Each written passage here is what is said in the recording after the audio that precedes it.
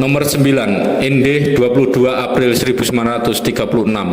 Assalamualaikum. Tans, pos paket yang pertama sudah saya terima, pos paket yang kedua sudah datang pula di kantor pos, tetapi belum saya ambil karena masih ada 1-2 kawan yang belum setor uang kepada saya, padahal saya sendiri di dalam keadaan kering sebagai biasa sehingga belum bisa menalanginya. Tapi dalam tempo 3-4 hari ini niscaya kawan-kawan semua sudah setor penuh. Di dalam paket yang pertama itu ada ekstra lagi dari Tuan, yaitu biji jambu mede. Banyak terima kasih.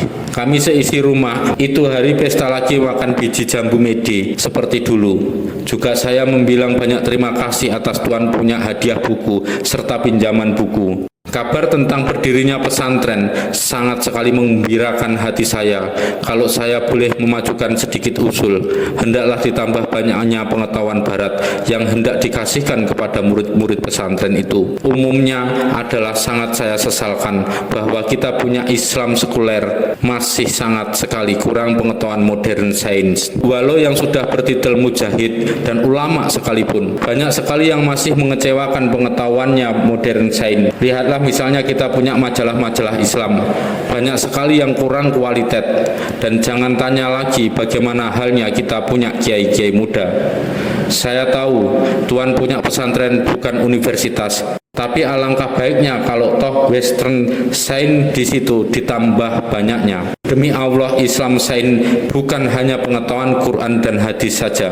Islam Science adalah pengetahuan Quran dan hadis plus pengetahuan umum. Orang tak dapat memahami betul Quran dan hadis kalau tak berpengetahuan umum. Walau tafsir-tafsir Quran yang termasyhur dari zaman dahulu, yang orang sudah kasih titel tafsir yang keramat, seperti misal tafsir Al-Baidawi, tafsir Al-Mazari, dan seterusnya, masih bercacat sekali. Cacat-cacat yang saya maksudkan ialah misalnya, bagaimanakah orang bisa mengerti betul-betul firman Tuhan, bahwa segala barang sesuatu itu dibikinnya olehnya berjodoh-jodohan. Kalau tak mengetahui biologi, tak mengetahui elektron, tak mengetahui positif dan negatif, tak mengetahui aksi dan reaksi, bagaimanakah orang bisa mengerti firman-Nya bahwa kamu melihat dan menyangka gunung-gunung itu barang keras, padahal semua itu berjalan selaku awan, dan bahwa sesungguhnya langit-langit itu asal-muasalnya serupa zat yang bersatu, lalu kami pecah-pecah dan kami jadikan segala barang yang hidup daripada air. Kalau tak mengetahui sedikit astronomi, dan bagaimanakah mengerti ayat-ayat yang meriwayatkan Iskandar Zulkarnain? Kalau tak mengerti sedikit histori dan arkeologi, lihatlah itu blunder-blunder Islam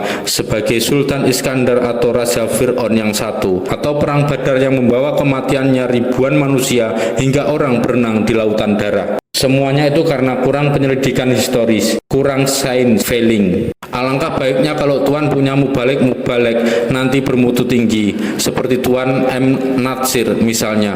Saya punya keyakinan yang sedalam-dalamnya ialah bahwa Islam di sini, ya di seluruh dunia, tak akan menjadi bersinar kembali kalau kita orang Islam masih mempunyai sikap hidup secara kuno saja, yang menolak tiap-tiap kebaratan dan kemodernan. Quran dan hadis adalah kita punya weight yang tertinggi, tetapi Quran dan hadis barulah bisa menjadi pembawa kemajuan, suatu api yang menyala kalau kita baca Quran dan hadis itu dengan berdasar pengetahuan umum. Ya, justru Quran dan hadislah yang mewajibkan kita menjadi cakrawarti di lapangan segala sains dan progres, di lapangannya segala pengetahuan dan kemajuan. Kekolotan dan kekunoan dan kebodohan dan kemesuman itulah yang menjadi sebabnya ulama-ulama hijaz dulu memaksa Ibnu Sahud merombak kembali tiang radio Madinah.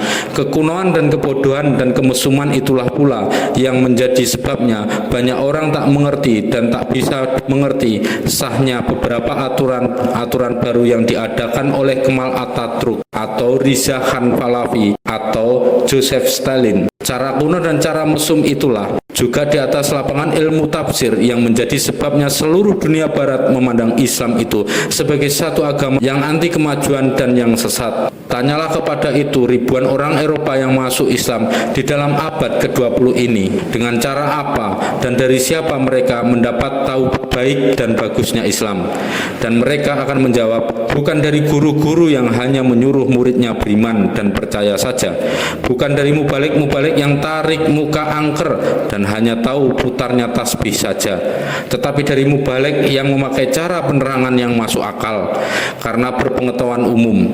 Mereka masuk Islam karena mubalik-mubalik yang menghela mereka itu ialah mubalik-mubalik modern dan saintifik, dan bukan mubalik ala hadral maut atau ala kiai bersorban. Percayalah bahwa bila Islam dipropagandakan dengan cara yang masuk akal dan up to date, seluruh dunia akan sadar kepada kebenaran Islam itu. Saya sendiri sebagai seorang terpelajar barulah mendapat lebih baik penghargaan kepada Islam sesudah saya mendapat membaca buku-buku Islam yang modern dan saintifik. Apa sebab umumnya kaum terpelajar Indonesia tak senang Islam? Sebagian besar ialah karena Islam tak mau membarengi zaman dan karena salahnya orang-orang yang mempropagandakan Islam.